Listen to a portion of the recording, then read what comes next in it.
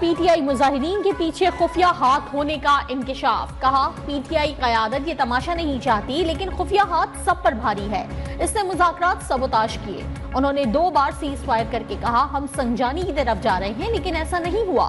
کے پی سے آئے مظاہرین تربیت یافتہ لوگ صوبائی حکومت کے فراہم کردہ شیلز پولیس پر برسا رہے ہیں۔ گولی کا جواب گولی آسان تھا لیکن جانی نقصان نہیں چاہتے۔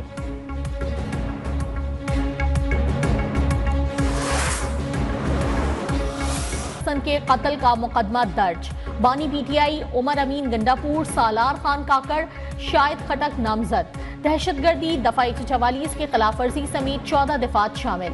ایف آئی آر کے مطابق ٹیئر گیس گن، ربڑ بلٹس گنز اور اسلحے سے لیس مسلح افراد نے پولیس پر حملہ کیا۔ ملزمان نے کانسٹیبل مبشر حسن کو زخمی کیا اور لال وین میں اغوا کر کے لے گئے۔ ملزمان کے حملے میں کانسٹیبل عدنان رئیس نعیم بھی زخمی ہوئے۔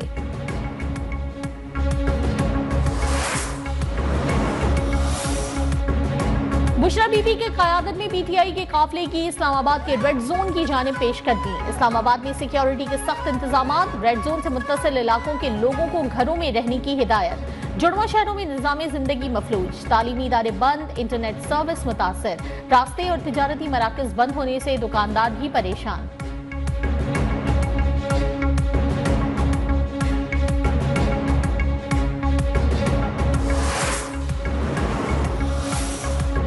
صدر اور وزیر اعظم کی پولیس اور رینجرز اہلکاروں پر حملوں کی مذمت۔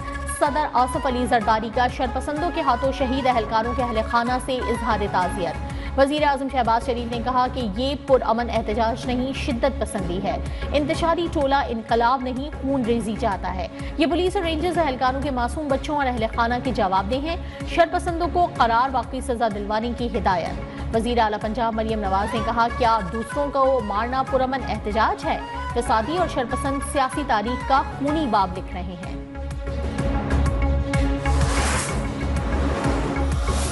We call on protesters to demonstrate peacefully and refrain from violence, and at the same time we call on Pakistani authorities to respect human rights and fundamental freedoms and to ensure respect for Pakistan's laws and constitution as they work to maintain law and order. امریکہ کی P T I مظاہرین سے پرامن رہنے کی appeal. ترجمان امریکی محکمہ خارجہ میتھیو ملر نے کہا امن و امان برقرار رکھتے ہوئے پاکستانی قوانین اور آئین کا احترام یقینی بنایا جائے۔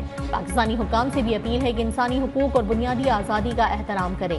امریکہ پاکستان سمیت دنیا بھر میں آزادی اظہار رائے اور پرامن احتجاج کا حامی ہے۔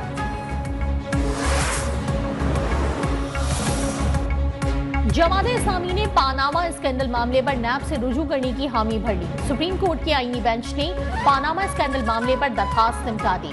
جسٹس مسرت ہلالی نے کہا پاناما میں مخصوص کیس میں جے آئی ٹی بنائی گئی، علم نہیں پاناما اسکینڈل کے باقی مقدمات کدھر گئے۔ جماعت اسلامی کے وکیل کا کہنا تھا کہ ہمارا موقف بھی یہی ہے کہ باقی کیسز کی بھی تحقیقات ہونی چاہیے۔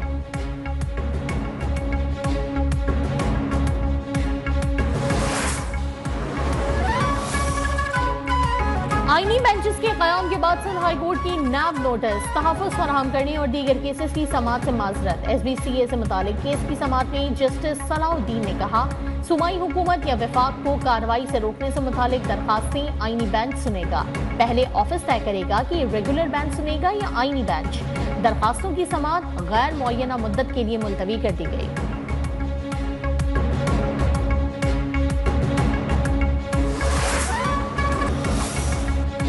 آلودہ ترین شہروں میں لاہور کا دوسرا نمبر۔ فضائی آلودگی کی شرح 207 پر پہنچ گئی۔ اسموگ میں کمی کے بعد لاہور سمیت 4 ڈویژنز میں پابندیوں میں نرمی۔ تاجروں نے 8 بجے مارکیٹیں بند کرنے کی پابندی ختم کرنے کا مطالبہ کر دیا۔ گورنر پنجاب سردار سلیم حیدر سے ملاقات میں تحفظات سے آگاہ کر دیا۔ گورنر پنجاب نے کہا کہ کوئی بھی پالیسی بناتے ہوئے اسٹیک ہولڈرز کو اعتماد میں لینا چاہیے۔